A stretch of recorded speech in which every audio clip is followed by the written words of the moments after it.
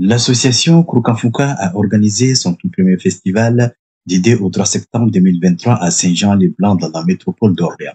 Sponsorisé par Orange Money et placé sous le haut parrainage de El Hadj Mohamed Sakou, cette première édition du festival Kouroukanfouka a pour thème la charte de Kouroukanfouka, première loi constitutionnelle et les mandats.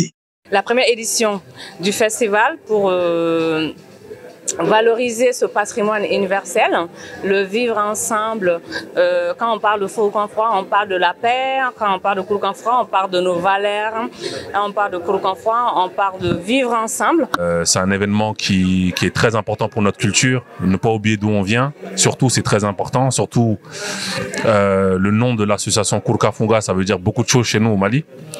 À l'espace Montition, c'est M. Thierry Charpentier, maire de la ville de Saint-Jean-les-Blancs, qui prend la parole en premier pour souhaiter la bienvenue aux festivaliers et de donner les top départs de cette première édition. Après les interventions de la présidente, du vice-président de l'association, de la marraine, place à la conférence débat autour des chartes de Kouroukanfouka.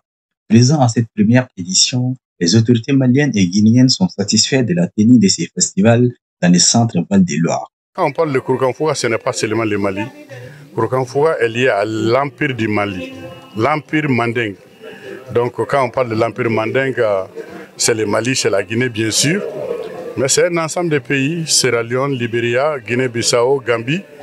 La présence ici, c'est pour toujours apporter le soutien du gouvernement du Mali à l'initiative, aux activités de la communauté de la diaspora malienne.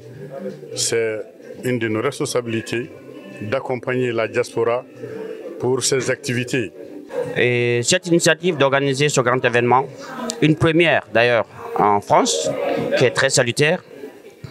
Et merci pour ça aux organisateurs qui ont eu l'initiative d'organiser dans une ville comme Orléans, qui est aussi une ville d'histoire, avec beaucoup de représentants de la diaspora.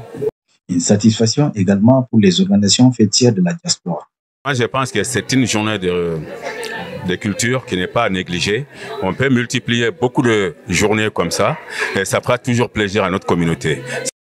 Un excellent film réalisé par Thierry avec la participation du maestro Cheikh Tidiane Seck a été projeté au cours de cette journée. Voilà le serment qui est vraiment... On les applaudit très très fort avec un maximum de bruit s'il vous plaît. La soirée a été également très riche avec les défilés de mode, de la danse moderne et classique.